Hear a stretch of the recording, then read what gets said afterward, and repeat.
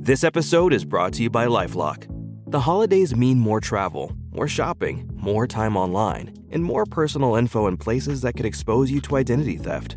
That's why LifeLock monitors millions of data points every second.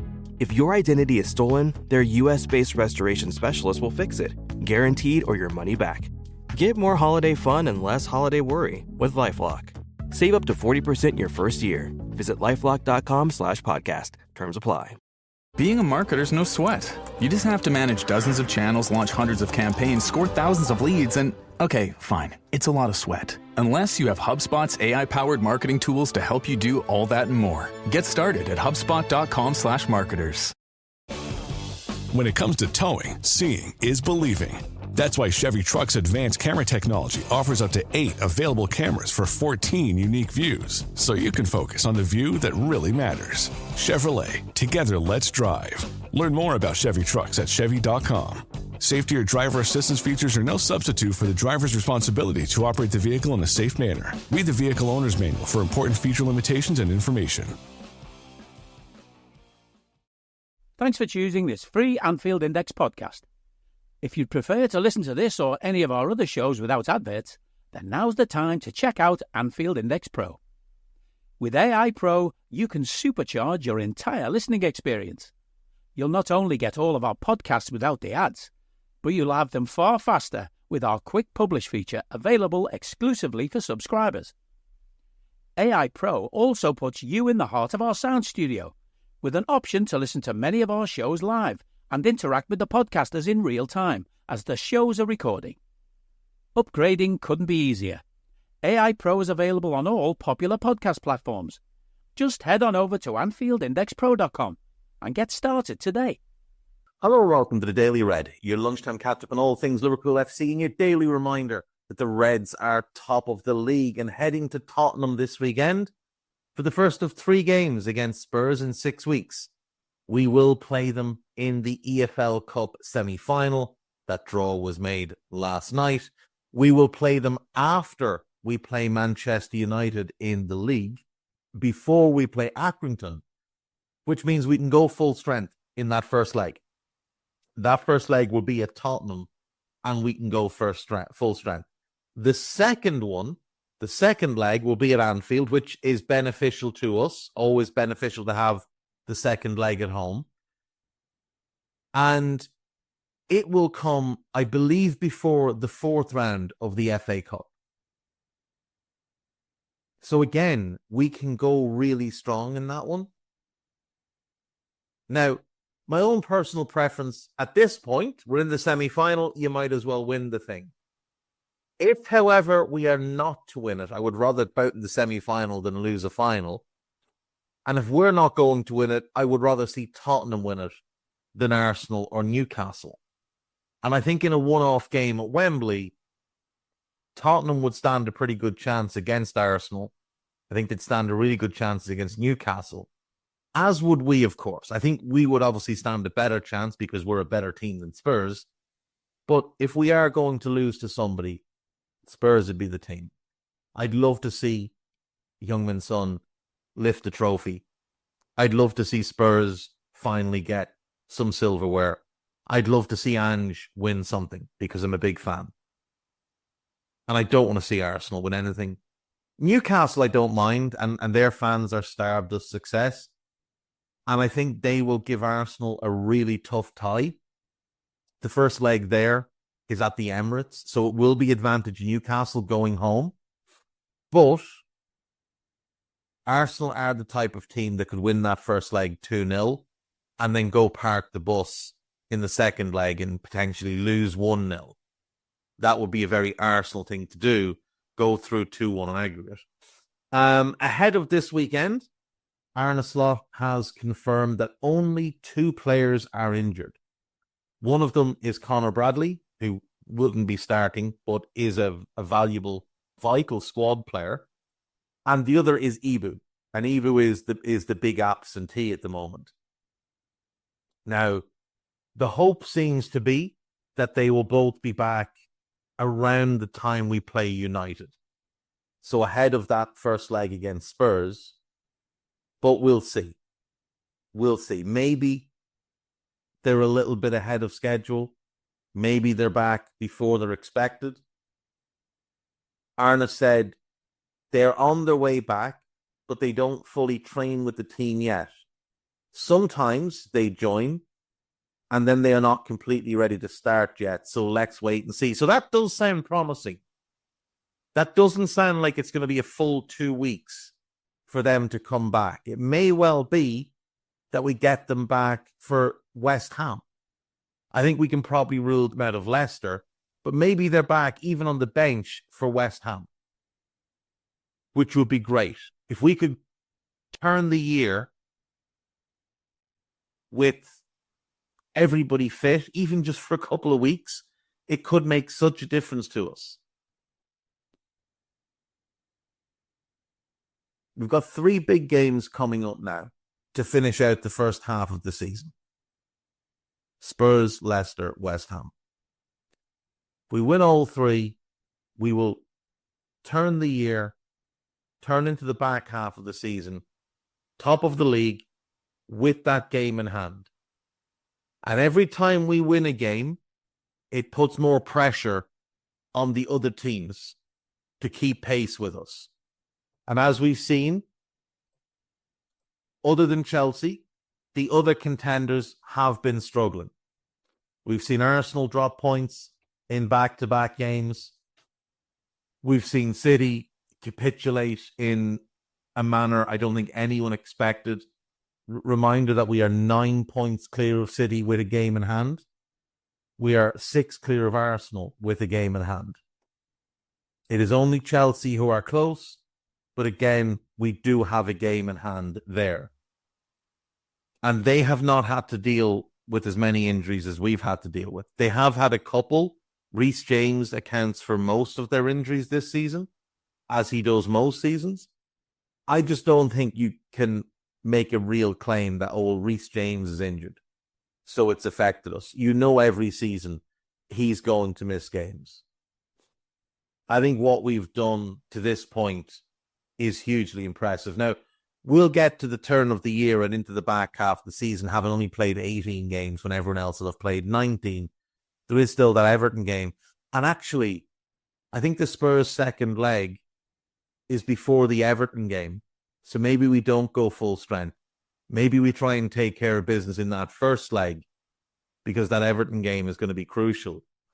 What else do we have today? So, 2 pros and 2 cons of Liverpool progressing to the semi-final. This is by Joanna Durkin for This Is Anfield. Pro, early silverware is still possible. Con, adds 2, maybe 3 games to the schedule. That's absolutely fair.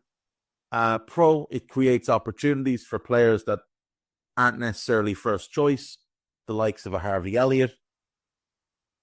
But a con, it potentially leads to more injuries. And we've seen the League Cup lead to injuries in the past. Now, when is the final this season? If the semis are the week beginning the 6th and the week beginning the 3rd, the final is likely the end of February, which would mean having to reschedule a Premier League game. Oh, it's not. It's the 16th of March. It's the 16th of March. When was it last year? It doesn't feel like it was that late. It wasn't. It was the 25th of February. Season before the 26th. Season before the 27th. Season before was the weird COVID-interrupted season where there was no fans for anything. And it was the 25th of April because the season started so late. Season before it was the 1st of March, just before the COVID shutdown. 24th of April. It's very late this year. It's always that last weekend in February, that last Sunday of February. This year it's the middle of March. That is odd. I'm not quite sure why that's the case.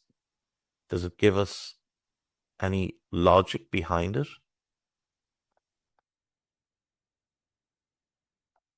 It does not. It does not explain why the final is so late this year. But it is very late. It's over 2 weeks later than normal. What's our league schedule like around then? If we get there, obviously. And it remains an if, because you never know with Spurs. They might come out and be brilliant. So the weekend that the final is due to be played, we are due to play Aston Villa away in the league. That's not necessarily a game you really want rescheduled to push it back into a crowded late end of season. Though if we're enough points clear, it might not make a whole lot of difference. But still, you'd rather get that game played and out of the way. I think there's an international break after that as well. The first international break of the new year, I think, is immediately after that game. What else do we have? Arne Slot hopes Ange Postecoglou wins a trophy, but not the League Cup. Yeah, understandable. Federico Chiesa is getting stronger, but has a lot of competition on the right wing. Does he? Other than Mo. I mean, look, Mo is the starter. Fede is the depth. But no one else really plays that role. Harvey, I think that's probably the role that he slots into, even though he himself wants to play as a 10. I just don't think he can play in midfield for this team. Not in real games. Maybe like 10, 15 minutes off the bench at the end of a game against a tired defence, but don't really want Harvey in there from the start of games. Especially not if Alexis is in the midfield as well, because that's just a recipe to get overrun, as we did pretty much every time they played together in midfield last season. Destiny Udogie versus Mo Salah, key battle as Liverpool face all or nothing Spurs. That's fair. Liverpool expressed interest in elite potential number 9. Let's see. And Reds keeping tabs on 2 forwards. So one of them is Jonathan David. I do like Jonathan David. I don't think he's starter quality for us, but if we were going to be ruthless, we would move on Diogo Jota because of the injuries. And because of his age and the fact that we don't want to give him another contract, I don't think, at this point in his career. So you'd be looking to move him on, and Jonathan David coming in would make a lot of sense to replace him as a depth forward. Jota is 28, just turned. When's his contract up? You're definitely not going to want to give him another one that brings him. So he's up in 2027, so he's 2 years left after this. So it would be the ideal time to move him on. You're not going to want to extend him beyond that. So if we did want to be ruthless this summer and we were moving on Darwin and let's say bringing in João Pedro as the starter, selling Jota and getting Jonathan David would also make a lot of sense. Because cost-wise, they probably balance out. With the money you get for Darwin and the money you'd get for Diogo Jota, that would cover the fee for João Pedro. You bring Jonathan David in free. There would be a signing fee, that's fine. And wages-wise, I'd imagine they'd work out about even as well. Now, obviously, you're going to lose money on Darwin. And for the purposes of your accounts, he's not going to show as profit.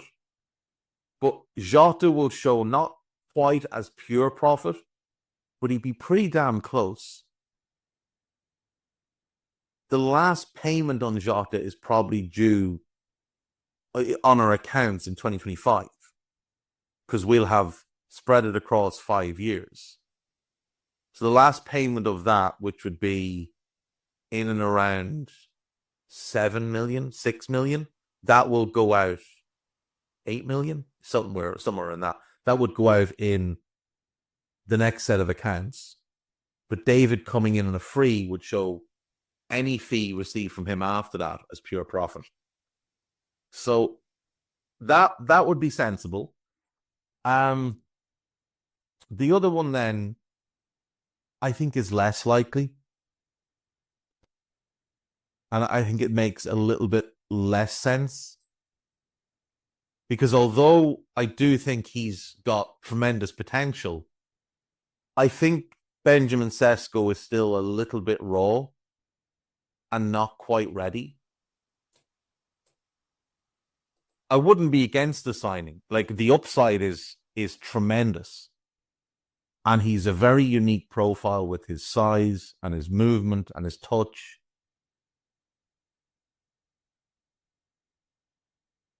I'm not against him at all. If we signed him, I'd be happy with that signing. I just don't think he's quite ready yet.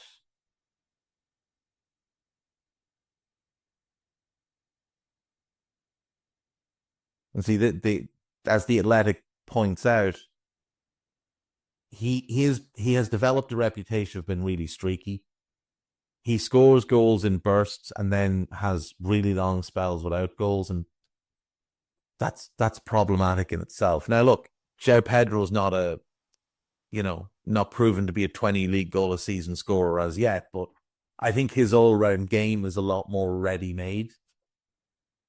So that's why I would say he's the one to go and get, because I think as a playmaking nine, which is going to be a big part of this, I think he's by far the best option on the market for us.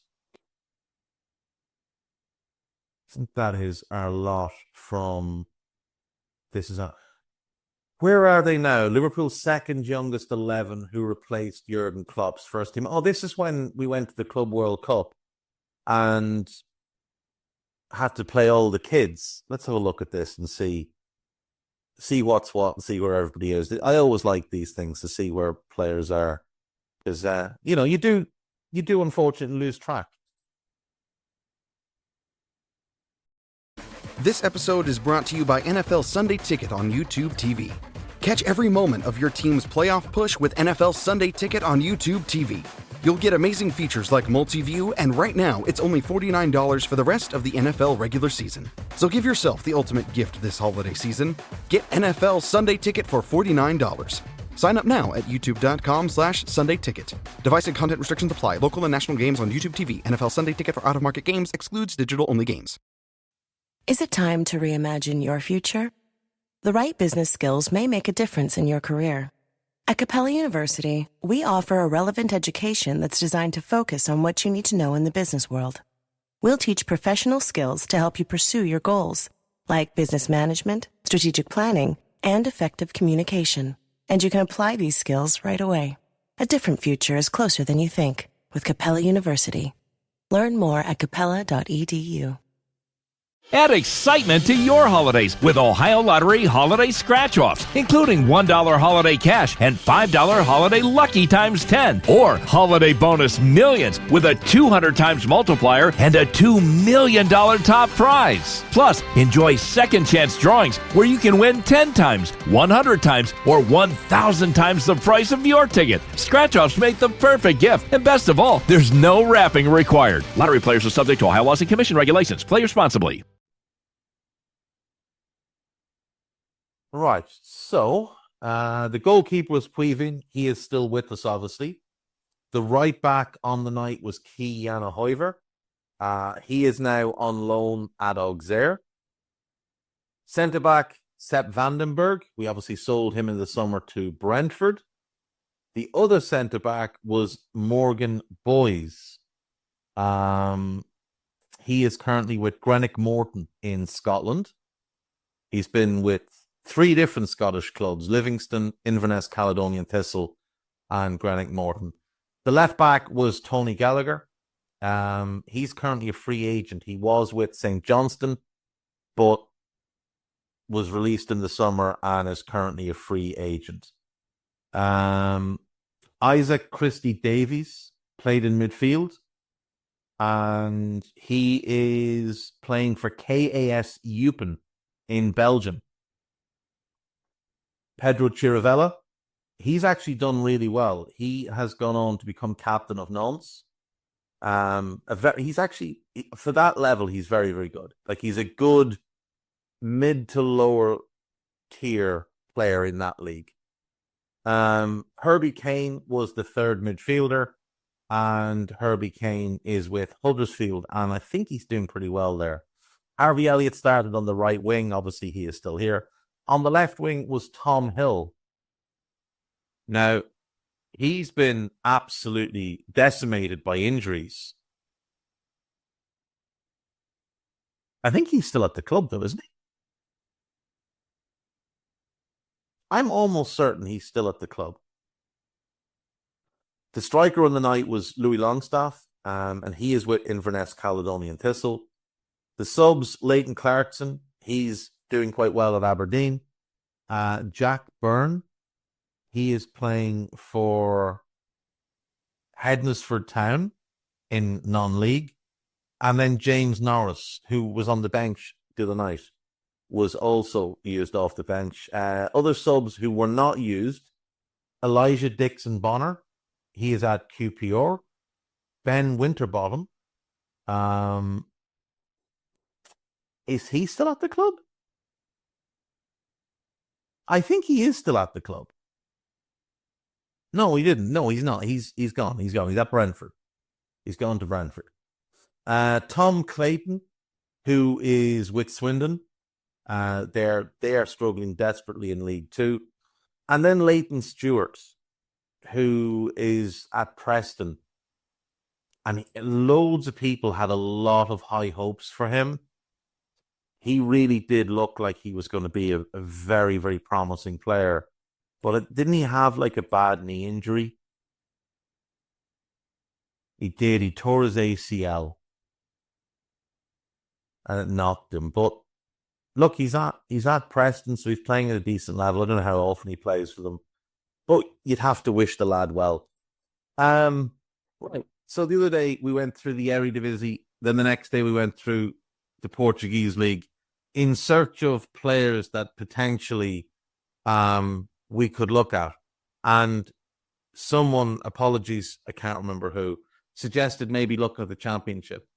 Because over the years, we've seen the likes of Ebery Chieze, Michael Elise, Adam Wharton, picked from the Championship, all by Crystal Palace, obviously, just using them as an example. And they stepped into the Premier League, and they're players we've all looked at and thought, why don't we do that? They're really good. Why didn't we do that? There was also the likes of Victor Gyökeres was in the Championship, who would have been a good signing, as it turns out. So let's go through the Championship and see if there is anybody who would make sense for us. So James Trafford is the most valuable player. He doesn't make any sense for us. Neither does Ilan Melier, who I actually just don't think is any good. Anel Ahmedhodzic is having a really good season, as he did 2 years ago. But last season in the Premier League looked way out of his depth. That would be a no. I really like Wilfred Gnonto at Leeds, but we're already fairly well stocked, so it doesn't make a ton of sense.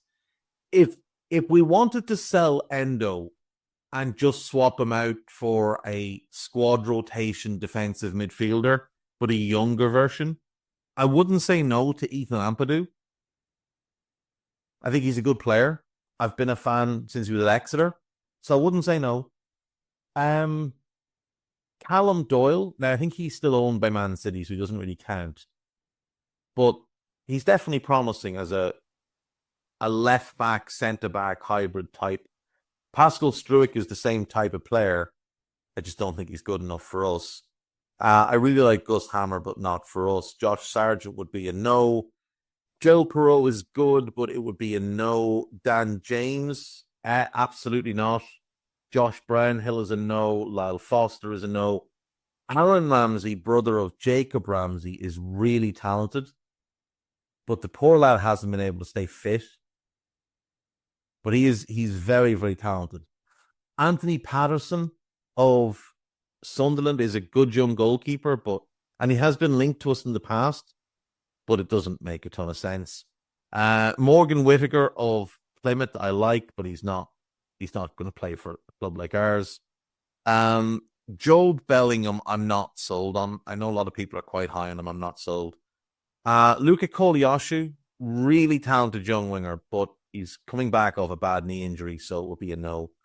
Vinny Sosa, again, if you just wanted to swap Endo out for a pure squad defensive midfielder to shut down games and play in the cups, maybe, but probably not.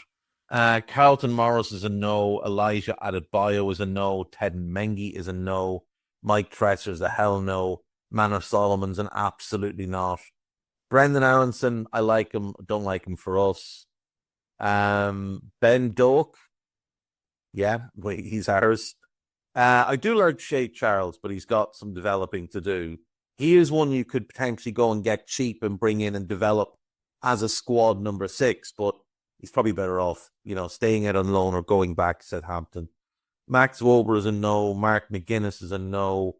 Alfie Doughty is a no, but he is a good player. Ben Cabango is a no. Jordan Breyer is a no. Hannibal Meshbury is a no. Chris Rigg is an absolute yes. Chris Rigg of Sunderland is an absolute yes. Outrageously talented. Maxime Esteve, I quite like. And I think he could fit that left-back position if you wanted a centre-back profile. He's also pretty big and he's got potential in the air. If we were to make a decision, like if someone came in with a £30 million offer for Connor Bradley, if Trent re-signed and someone came in with 30 million for Bradley and Bradley was like, I'd like to take that opportunity, and we then needed to buy a right back, I wouldn't be against Milan Van Nieuwijk from Coventry.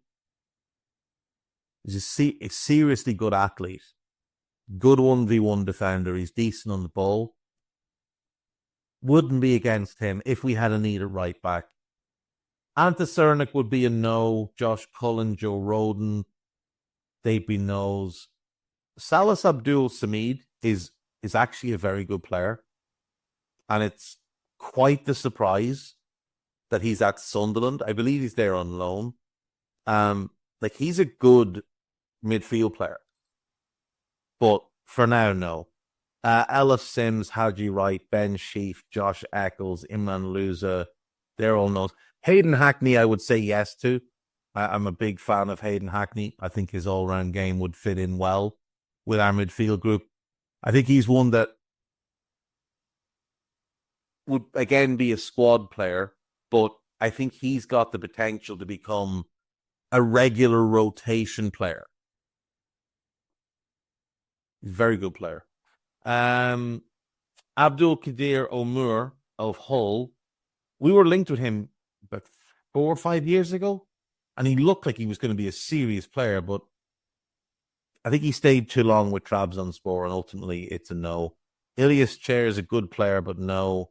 Jalmar Ekdal is a no. Matty Grimes is a no.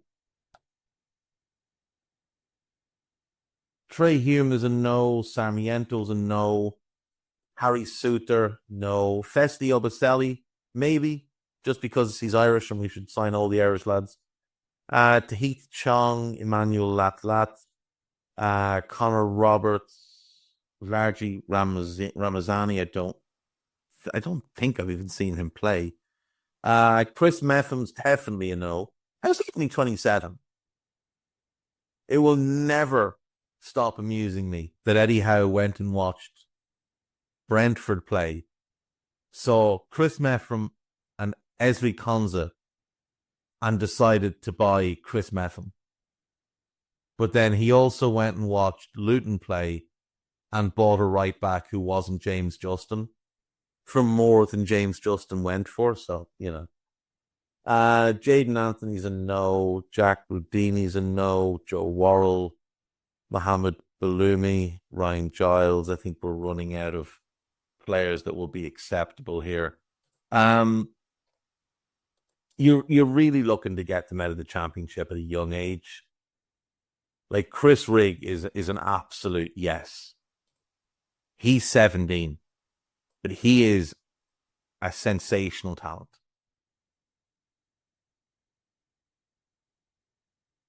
Romain Eza at Millwall is a yes. I think there's serious talent there.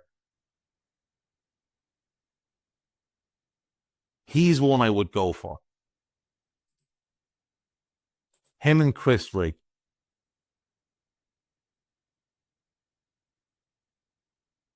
There is Souleymane Sidibe at Stoke, who's very, very highly thought of. He could be very interesting. He's a bit of a unit, plays as a box-to-box midfielder, has made a breakthrough this season. But he can be a box-to-box, or he does have the type of skill set that you'd look at and say you could mould him into a 6 and he could be outstanding in that role. So they'd be the three, really. Eze, Sidibe and Chris Rigg. But Chris Rigg would absolutely be a priority of the three.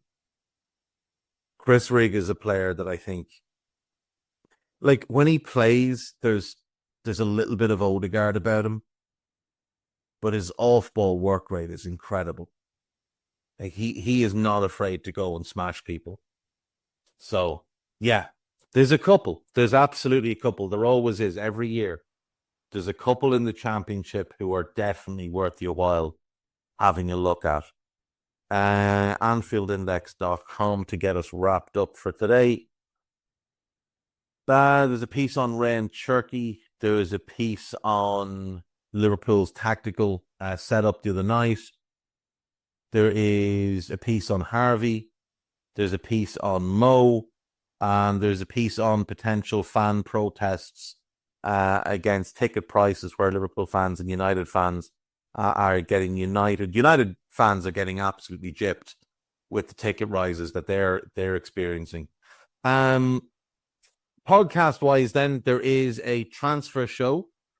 It is Dave Davis and Ben Pescod stepping in for Trev, who hopefully will have internet soon. Because the world needs to hear from Trev Downey. There's only so much you can do on Twitter. The world needs to hear from the brother Downey. There is a Chat G&G with Dags Tandon and Young Khan. Young Khan. I think he's older than me. I hope he's older than me. He looks older than me. I feel probably older than he does, though. I feel very old, especially today. I don't know why. I've woken up feeling very old. There is a transfer committee pod. It is finally out. Harry Sethi, myself, Dan Kennett, and Mo Chatra took a look at left back, defensive midfield, and striker. It's a long one, but it's a good one. Go and listen to that. And then Arne Slot's done his press conference, and Dave Davis has done his reaction pod to said press conference. So there you go. There is also a new Scouted that we recorded today. And I have something coming tomorrow. Something a little bit different. We're dusting off something. It's not another podcast. It's something else, but it's not with the usual person. That's all I'll say. Take care of yourselves. Have a good weekend. Bye-bye. We hope you enjoyed listening to this Anfield Index show. Please be sure to subscribe to our channel so future podcasts find their way to your device automatically. There's nothing quite like fan engagement, and we'd love to know what you think of anything discussed on this show. The best way to get in touch is over on our free Discord community, where both podcasters and listeners debate the hottest LFC topics 24/7. Sign up free now at AnfieldIndex.com/Discord. You won't regret it. You can also follow us on Twitter at Anfield Index and find us on Facebook by searching for Anfield Index. Oh, and before you go, we'd love it if you could leave us a 5-star review on your favourite podcast app. It only takes a couple of seconds, and it means the world to the people who create these free shows.